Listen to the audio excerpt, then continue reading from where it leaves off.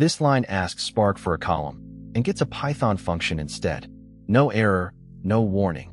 The pipeline keeps running with the wrong object on board. There are 4 ways to reference a column in Spark. They look interchangeable, and one of them just bit us. In the next 5 minutes, how columns really work, why every expression you write is a promise Spark keeps for later, and which of the 4 deserves your trust. Same 40,000 rows as last episode. Here they are. 1. The plain string, just the column's name. 2. Attribute access, df.name. 3. Brackets. 4. The call function. Push all 4 through a select, and Spark hands back the exact same 40,000 rows. Identical. So why does the choice matter? Because the string is just a name, but the other 3 are column objects. And objects can do things a name never could. So what is call of latency exactly? Not the data. Print it. Spark answers with column, an unevaluated expression. Divide it by 1,000 and nothing gets divided.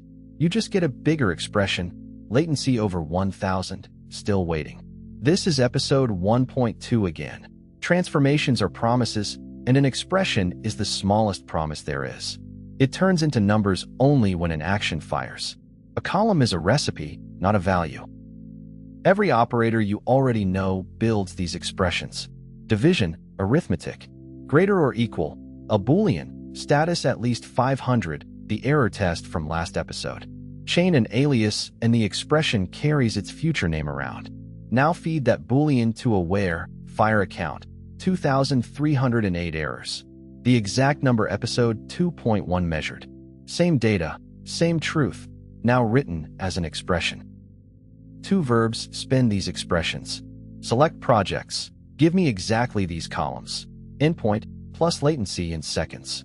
With column appends, same table, 1 column richer. And watch the types. Milliseconds arrive as a long. Divide and Spark says double, or declare it yourself with cast. 166 milliseconds becomes 0.166 seconds, and the schema confirms it. Latency _s, double. Real rows, real types. There's also a third voice, expr. Handed a string of SQL. Latency over 1,000 as latency _s, and it compiles into the exact same expression object. Great when your logic already lives in SQL. But inside that string, Python is blind. A typo stays invisible until runtime.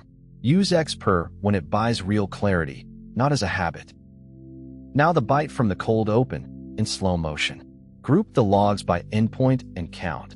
The result owns a column literally called count. Ask for it as counts.count, and Python answers before Spark can. Count is a DataFrame method. You're holding a function, not a column. Try to select it, and you finally get the complaint. Argument should be a column or string, got method. The fix is boring and bulletproof. Call of count, or brackets. Attribute access reads beautifully in tutorials, right up until a column name collides with something the DataFrame already owns. Full run, real outputs, nothing staged.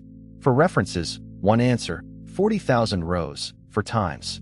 The conversion, 166 milliseconds, 0.166 seconds, type double, straight from the schema. The Boolean filter, 2,308 errors, matching last episode to the digit. And the trap, reproduced on purpose. Bound method, not a column, then fixed with kernel. Everything on this screen is the stout of 1 script on this laptop. The rule that survives code review. Plain strings when you only name a column. Select, groupBy, drop. The call function the moment you compute anything. Math, comparisons, casts, renames. Brackets when a name is strange or collides. Attribute access, df.whatever, leave it to blog posts. 1 habit, 0 ambushes, and your expressions stay portable across every data frame you'll ever touch. Recap. For ways in, string, attribute, brackets, call, same rows, different powers. A column is an unevaluated expression. Operators grow it, alias names it, cast types it, select projects, with column appends, expr speaks SQL. An attribute access bites the day a name collides. Next episode, the contract behind all of these columns, schemas. Stop letting Spark guess your types. 1 line of DDL beats a full extra read of your data, and we'll measure exactly that. See you there.